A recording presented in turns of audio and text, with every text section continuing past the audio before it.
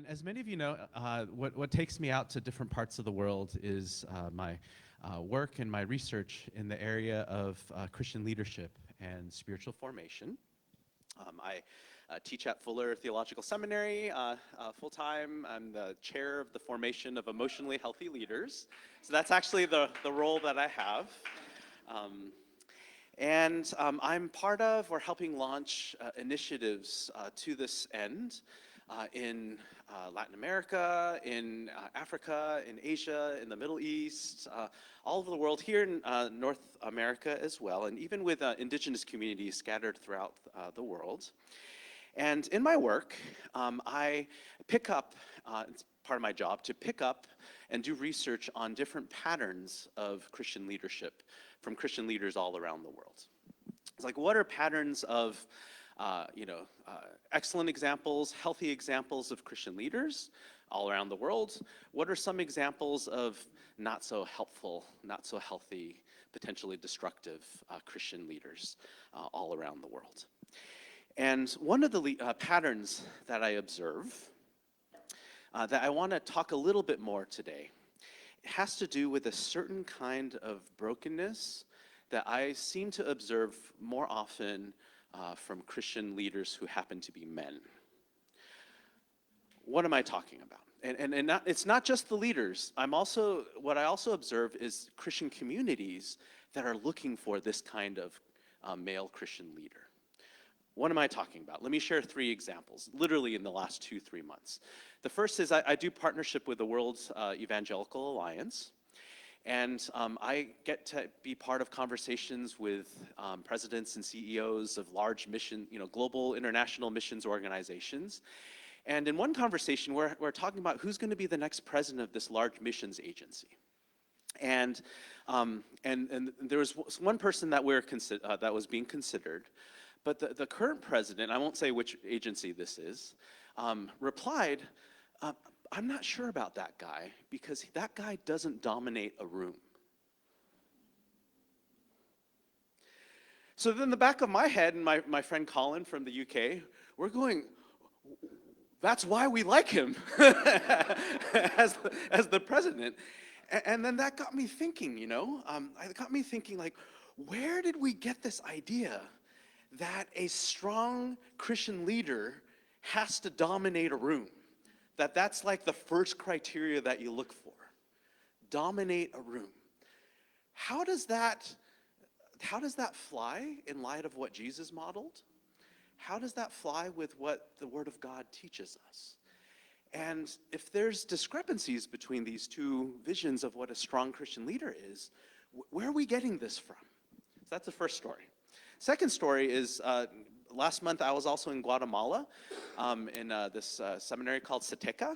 I'm part of this global task force on clergy sexual misconduct. So we have theologians, social scientists, Christian leaders from all around the world tackling this problem of clergy sexual abuse, and the research unfortunately suggests that the vast majority, we're talking about like 95%, it's usually involving male Christian leaders, right? So we have theologians like Grace from Bethlehem Bible College, like all around the world, we're tackling this through the lens of theology because there are problematic theological understandings of kind of gender and masculinity that we're tackling. Problematic Bible interpretations as well. Did you know that you can pretty much make the Bible say anything that you want? That's why we have to be very careful and faithful, because it's very easy for us to project our values. And if we want to say something really bad, we can probably find a Bible verse to say it, right? That's story number 2. Story number 3, a month and a half ago, I was in Buenos Aires. I was in Argentina. I had some empanadas, delicious. And I was part of a peace and reconciliation forum, with 25 different Latin American countries represented. And what we were doing there was we're praying together, lamenting together, sharing together, and encouraging each other. And I was just hearing story after story of different countries having their own history of authoritarian governments, and then different countries, church members from different countries sharing about authoritarian leadership among pastors and churches as well, right? And it got so bad where I talk about spiritual formation, so I think I blurted out the term spiritual fathers. Have you ever heard of that term, spiritual fathers? And then immediately my friends were saying, Dave, be careful about that term. Don't say spiritual fathers in this region of the world. And I said, tell me more. I said, it's because it's been abused so much. Like people have been exploited, people taken advantage of. There's a lot of hurt around that kind of terminology, right? So then I posed a question to the group, and I said, well, in Asia I see this kind of thing all the time, but at least we can point to Confucius, right? We can say, well, Confucius explicitly said that there's a social order and men are above women. So at least we can point to that. That's where it's coming from. But in Latin America, this seems to be a thing here as well. Where did you get that from? Is there like a, Spanish-speaking Confucius or, and then everyone's like, that's a good question. Let me think about it. And their feedback after some consideration, you don't necessarily need to agree with me. This is just, food for thought. They said, I actually think it comes from the Roman Catholic Church, and then it comes from the evangelical church. So that's where I started thinking, we need to address this in our faith communities. So this is actually part of the reason why we're going to talk about this topic for the next 2, 3, 4 weeks. So, but I also want to say that this is not a thing only in Latin America and in Asia. This is also in the Middle East. This is also in North America as well. This seems to be a global Christian phenomenon. Whenever we talk about stuff like this, people are nodding their heads. What am I talking about? Let me break it down a little bit. Have you ever met a Christian leader who is charismatic, always the center of attention, puts on a good show, oriented towards power and control, is a bully, is loud, dominates people, doesn't listen but has to have the final say, is always right, you can't talk back to them, sees other leaders as a threat, is self-righteous, has all the answers, and the answer to everything is just suck it up? And implicitly, explicitly, or implicitly, there are a lot of Christians around the world that call this, that look to this as strong Christian leadership, right?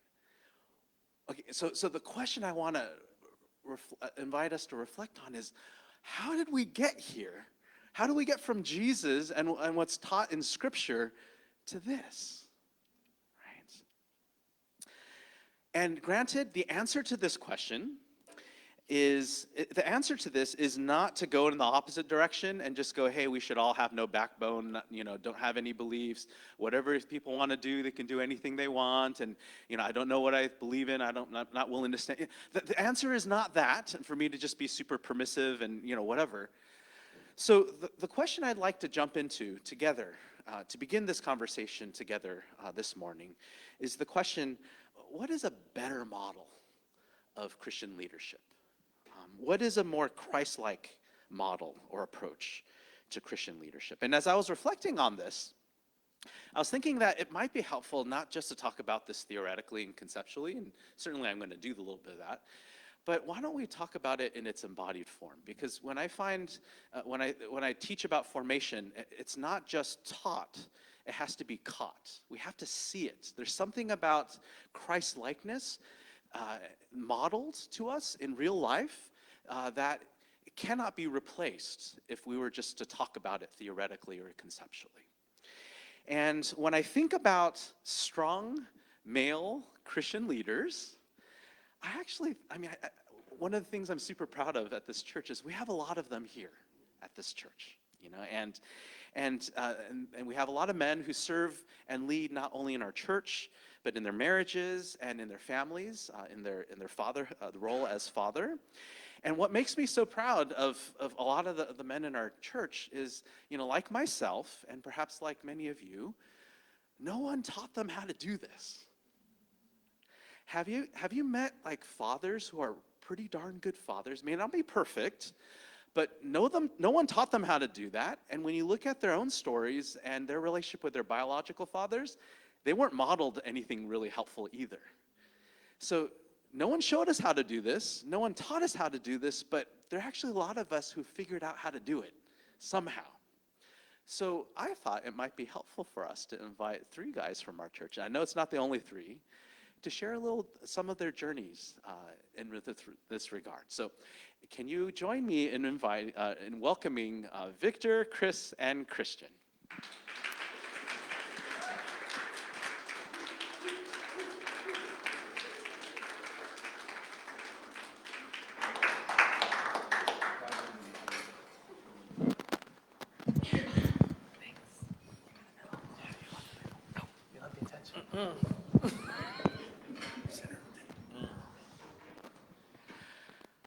So we're going to just jump in, guys.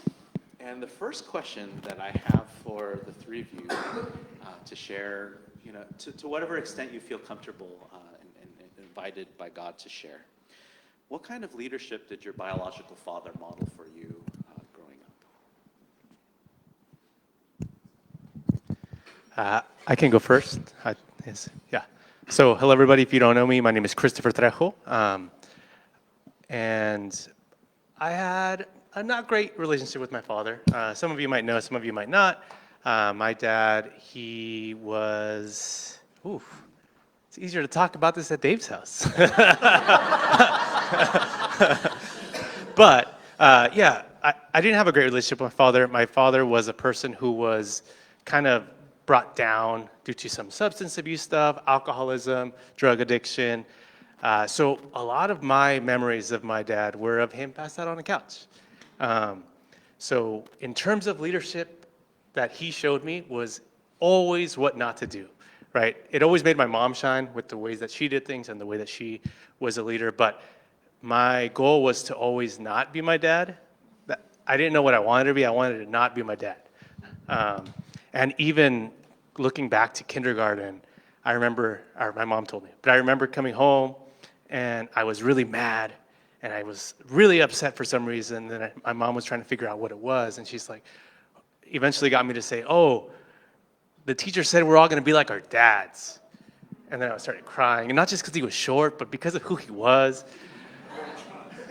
And I like to cope with humor because I'm uncomfortable sometimes being sad. So that's just who I am. But I was really upset because I didn't want to be like my dad as a 5-year-old.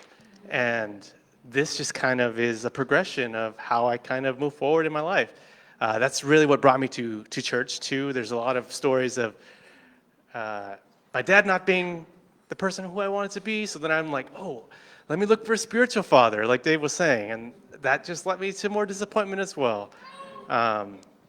So the idea of being a father now, totally different, but it was a negative thing throughout my entire life growing up. And then it seemed like it was better moving into a Christian context, but then still felt with disappointment through that spiritual fatherhood. So I have a million stories of things I think are funny that my wife just goes, that's sad. But I'll spare the time because we got these two guys that are going to say some great stuff too. My relationship with my dad was kind of non-existent just because he was always working, which I fall, the sins of the father become the sins of the son. I tend to overwork myself, but I think the difference is I'm very cognizant of it. I'm able to say, hey, hello, like I need to hang out with my kids at least, anything, right? More than my dad did. But growing up as a teenager, my dad and I had a lot of scream matches. And then coming from as a child of divorce too, like my stepdad was no better. But you can add Christianity, reverend aspect to that too. And it was just Bible thumps and being pulled in line, right? Kind of the whole dominating thing. Like that was literally my stepdad. I'm the head of this house. You gonna listen to me, boy? And then just get in line, right? Unless you want problems. And then my dad, just like I said, non-existent. So I can definitely think a lot of negatives, but I also have gleaned, it's not all of it was bad. There's been good moments where I realize, what it means to like sometimes just gotta bite down and go crank out a couple more hours because kids got piano lessons. I don't know. So, yeah, my dad's both my father figures in my life. Very terrible. So. Good morning. My name is Christian. I'm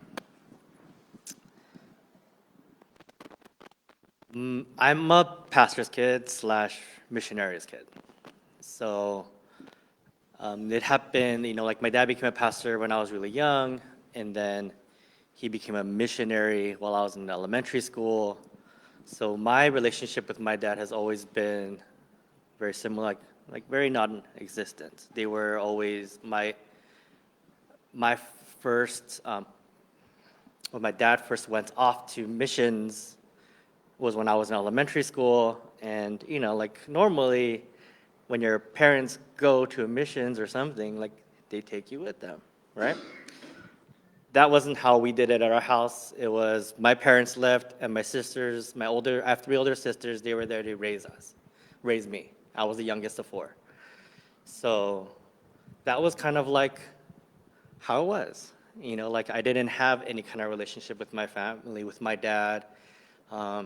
That happened for multiple years, and then in, um, elementary school, my dad decided, oh, I'm gonna come back home, but I'm gonna open up a new church. So he took us out of our home church, and then to start all over again, only to find out that when I got into high school, he was like, I'm going to go back out.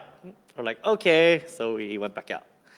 And then we all, as a family, that's when we decided, like, as the siblings, when I say family, like the siblings, we all separated to go to our own different churches. So that's kind of like where, kind of like a background of like how my relationship with my dad was, or like, my dad with my family.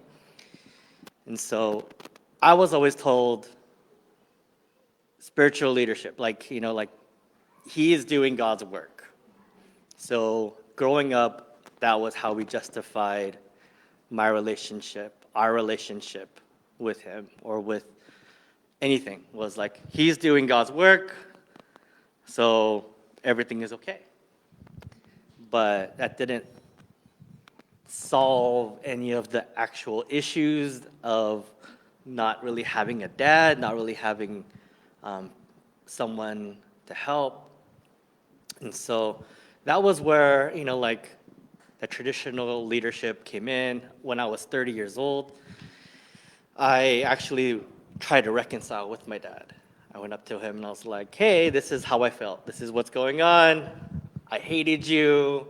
Da, da, da. Just letting him know, just so that it wasn't about it wasn't about like having him say sorry. It was more of me saying, this is my process of forgiving you for everything you did. And I don't care if you acknowledge it. It was just, this is what I needed to do in a personal level to kind of get over that slump of hatred. And then after that conversation, it was kind of interesting because he was kind of like, I had no idea this is all you felt. And I remember thinking then, I was like, oh, that hurt, right? Because it's like, you had no idea that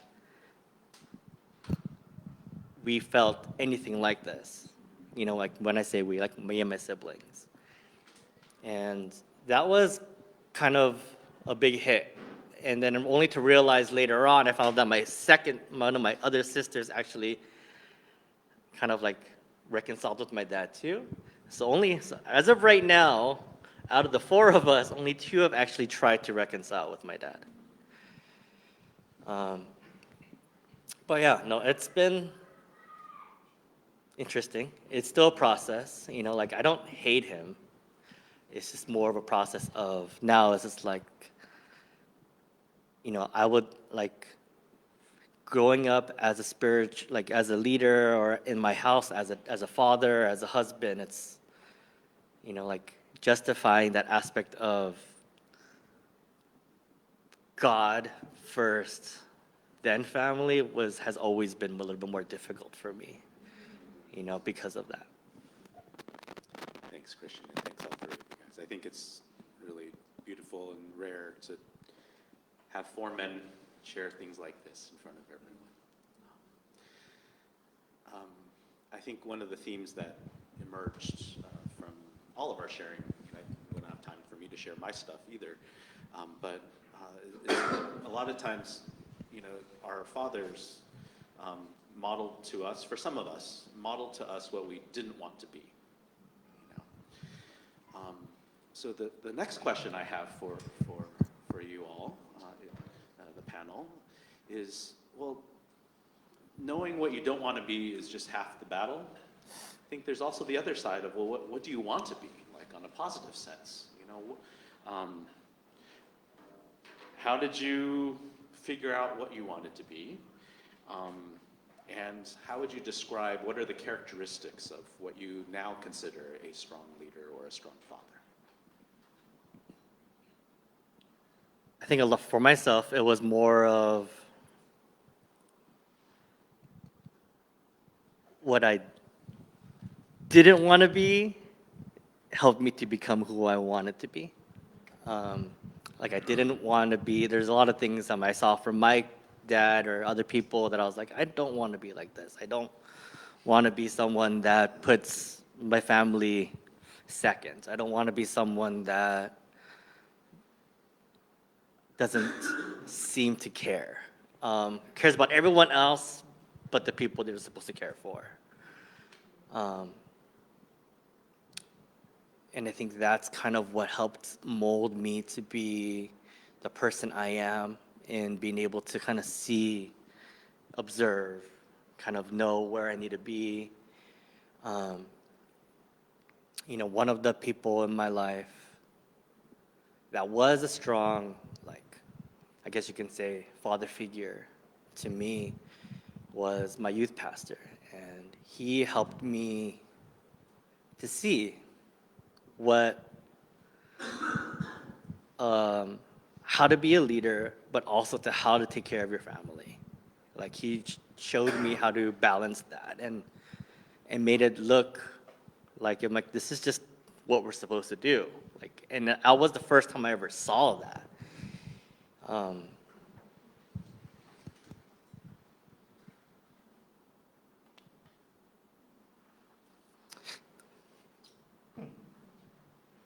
Sorry. He passed away in 2020, and I still have a hard time with it.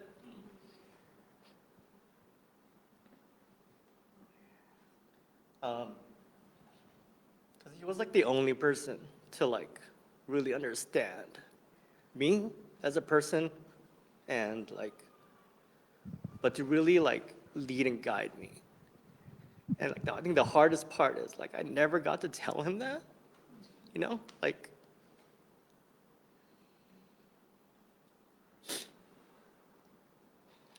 but that's kind of where I get to live through that now, in understanding who he was and being able to move forward in that.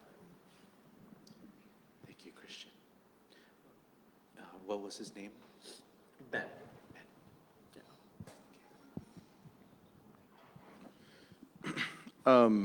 I think for me it was, definitely similar along the lines of what not to do, but obviously through therapy, having a wonderful wife like my wife Camille, she was able to point out you're doing well for yourself, but there's a lot of stuff I'm just not capable of fixing for you, and it's your job to fix it. And I went to therapy, and I think now I'm able to see my father in a much different light, instead of one full of wrath and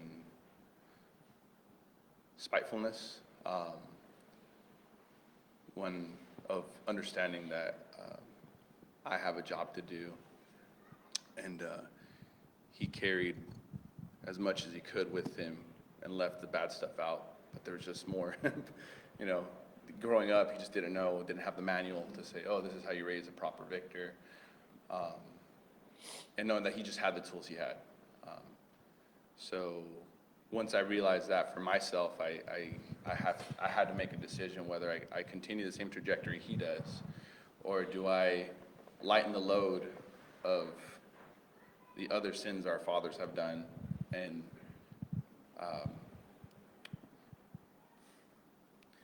how do I give my children a lighter pack? Because I still have the bags on my back. I try my best to be a present father. I know I do well, leaps and bounds beyond my own, but I'm still just not all the way there. There's still things that just, you know, like Pavlov's dog, you know, just I drool at the thought of it. I just do it automatically. I don't think about it. And I know there's more work to be done, and unfortunately, you know, it's being done in their formative years. But my job is to make sure that they leave with less cuts and scrapes. They might still have them, but they won't be as deep.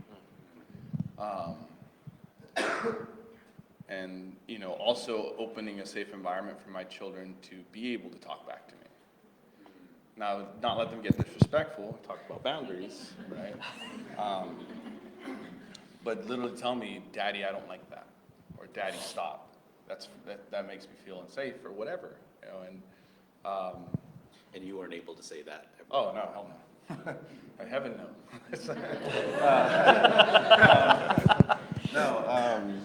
I wasn't able to do any of that, and or else there'd be consequences if it wasn't actual, you know, belts or switches, as my stepdad liked to call it.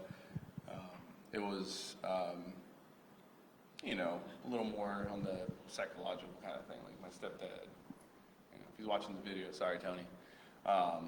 You know, his choice of words were very selective. He knew what he was saying.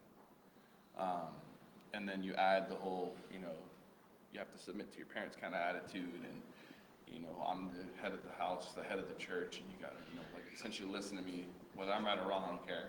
It's kind of thing. So I don't provide that for my kids. I give them an opportunity to, you know, jump and shout and scream and do what they got to do, but not step over me. Like step all over me. So. Thanks, Victor. When I think of this question, I think about kind of regret with my dad. My dad passed away, I don't even remember if it was 3 or 4 years ago, but 3 or 4 years ago. And one of the things that stands out from that time is I just remember so many of my family telling me, oh, your dad was such a great guy.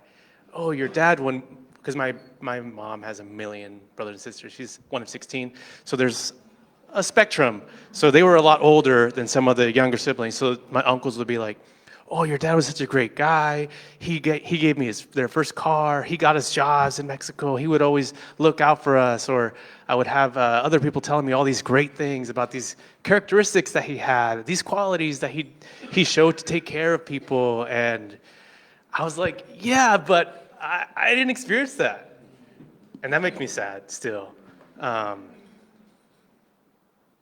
And that is one thing I do not want to leave my children. And it just makes me think about all of us have specific strengths and gifts that really make us who we are.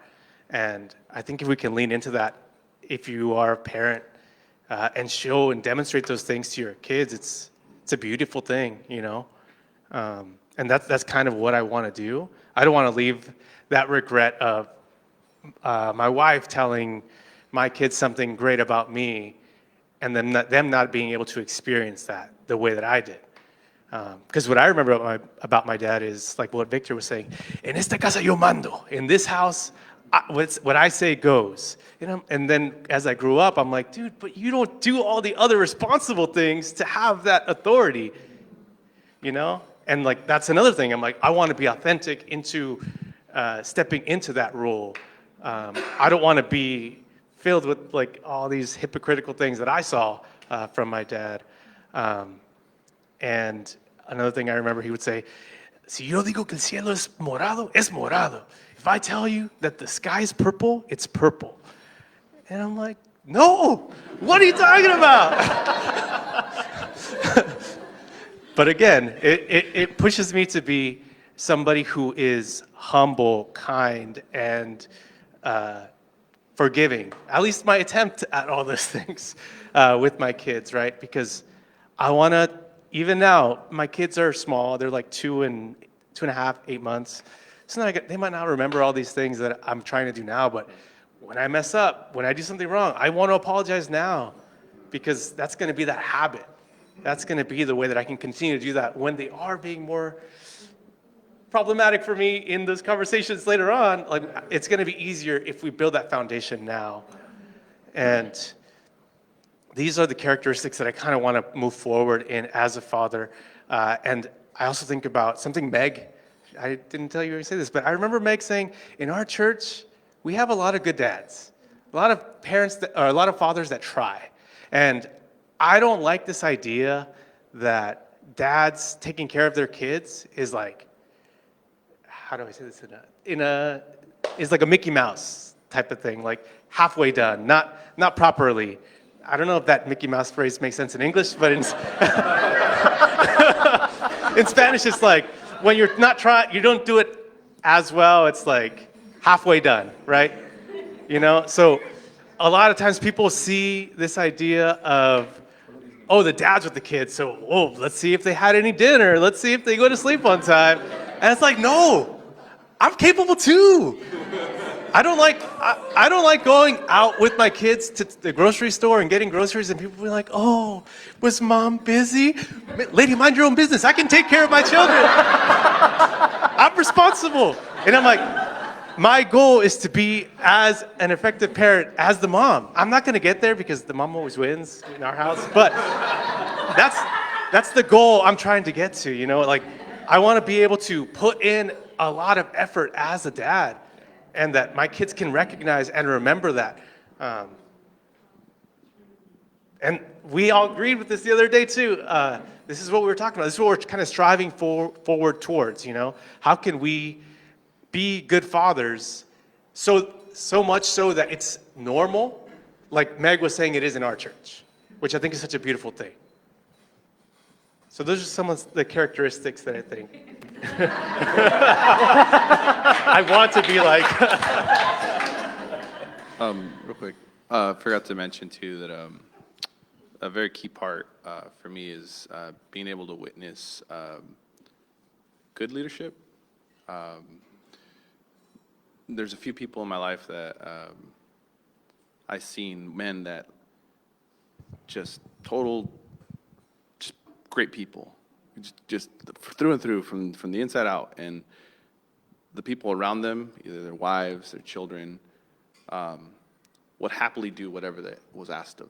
Like, hey son, can you go get that for me pretty quick? Even though he's fully capable of going and grabbing it himself, they follow because of that genuine area where they keep a safe space for their kids. Everyone has an equal share and say in the house, and there's a deep mutual respect between the husband and wife that facilitates someone willing to follow, right? Like we all say that, I'll go to hell and back for you kind of thing. Like, that's literally, some of those people in my life I've seen that.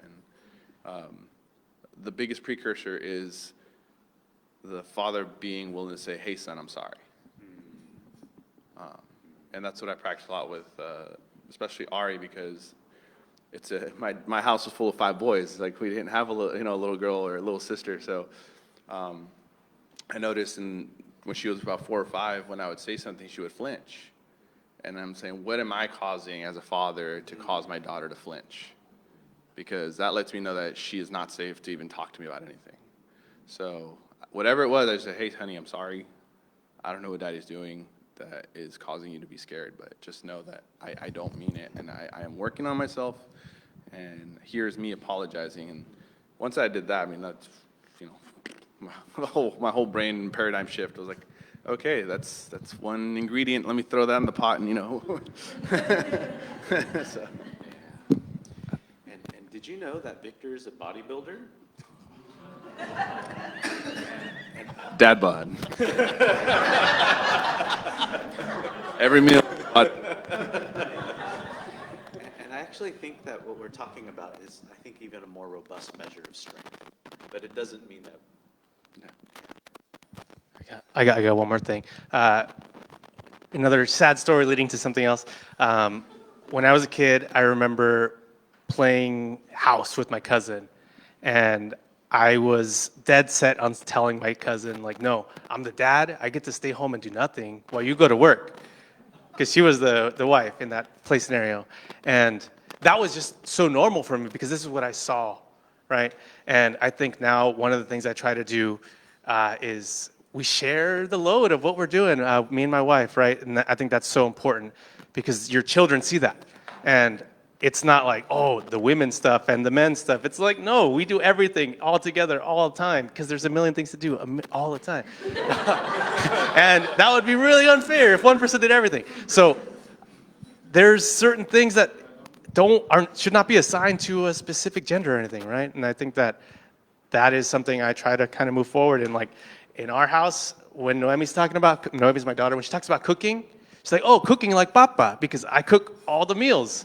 And that's okay. That's a normal thing in our house. It's not going to be the same everywhere, but it's just showing those different patterns of sharing the load with your kids, I think, is so huge, and that is a big partnership with your partner. Before we transition to the next section, just want to give a shout out to Vanessa and Meg last week for leading our church through a conversation about safety. Friends, this is the fruit of a safety in our church. We only get to hear this stuff when we intentionally work at it. There's a reason why this kind of stuff is rare in churches, and we don't want that to be rare here. So the question that I have for you all, and we just have a few minutes, if you're comfortable, don't feel obligated to do this if you don't, we prefer not to. How would you answer this question? What are the characteristics of a strong leader, a strong father, from your perspective? Any comments or reflections from any three of you? Sorry for putting you guys on the spot. If not, that's totally fine too. Yesterday, I saw one of my friends I haven't seen in a long time, and he's going to be a dad in February. I hadn't seen him in a couple of years, and I was thinking about it right now because he asked me, "Hey, you got to," or he didn't ask me. He said, "You got to show me. You got to teach me how to be a dad." And I'm like, "No, like, because it's not about me and what I know. It's in a very simplistic way." I was just kind of telling him, like, you just have to try. You have to put in effort. And there's a lot more like that goes into that. But I feel like if you boil it down, it's like effort to put in towards the relationship with your partner, with the child, with your relationship with God, to kind of know these characteristics and to kind of continue to improve and get better, because no one's going to show you this magic thing. And I think when you were talking about the spiritual father, that kind of brought me into this unrealistic expectation that I had, which was like, oh, this person is going to show me how to be a dad. Or when I was doing youth ministry and I had all these kids who were telling me, you're like my dad. I'm like, I'm 4 years older than you. But also, I don't know what's going on. So I'm not your dad. But again, it's like this unhealthy idea that we're going to find what we're looking for in another person's example. And that's just not the case. So having effort towards that idea of being a father and moving forward in that, I think is all I'm going to say, because I just talk too much. I know that, like as we were all talking, we talked a lot about what we like had a hard time with our parents, with our dads, but I don't want to take away from the fact of who our parents were. Like who my dad was. Like I don't want to take that away from him. Like I don't want to take away the fact that, like he was a faithful person. He did love his family. He did love us. He just showed it differently. And I know that's something that we don't we can't, like it's hard for us to understand sometimes. But I don't want to take away that, like, yes, there are a lot of things where like, this is what I don't want to do, so I'm going to do this. But it's like, but we all, but they were raised in a certain way too. They were raised to, and in their lifestyle and in their generation, this is how they had to be where they are. When I see my dad now with Penny, so different, right? Like I see him with Penny, and I'm like, who are you? Like I've never seen this side of you before. I've never seen this, and I'm like, okay, I see that. I see who you are, even though this wasn't how you raised me. And that's one of the things that I feel like we have talked. We've talked bad about our parents, but at the same time, we don't take away from the fact that they are who they are because of the way they were raised, and also they do still have great points to them as well. And that's one of the things. Like, I don't want to just knock him down saying he was a terrible person. Like that's it. But it's like, no, it's not like that. It's how we were raised is now different, so we get to choose the way we want to do things, and we still acknowledge that that they were our parents. We did survive. We are alive. So, and they did what they could with what they were given, and I acknowledge that as well. And similar to what Christian's saying is that I see my relationship with my father, obviously terrible, but he was a provider. He did take care of us. There was always food. There was always a roof over our heads. He had to do what he had to do. But much like how he sees that with Penny, I see my children as an opportunity, and it's been kind of like a healing avenue for between me and my father, because I don't deny his grandchildren. Like I could sit there and be bitter, and no, you're not gonna see your grandkids, bro. Sorry, like you don't deserve it. But instead, I was telling them when we met up that when I saw my dad on this machista, hardcore, don't talk much kind of guy on all fours crawling around my daughter when she was a little itty bitty baby, I was like, whoa, hello, what is this unlocking, right, for him? And I think it's obviously an avenue for him, especially now he's retired, to find some redemption, right? And although my kids are not, like his redemption, he has to find that himself. But the ability to have a second chance to bring love, joy, and compassion to his grandchildren, so that he can feel at least complete somewhere in his heart, whatever that journey looks like for him. But yeah, that's all. Thank you, guys. And I think some of the values of myself and our church, we hold both the beauty and the brokenness. And we also want to continue the intergenerational legacy of our children, of our family, to, as Victor so beautifully put it, perhaps the burdens that we pass to our children will be a little bit less than those that were passed to us. And perhaps that's part of our job.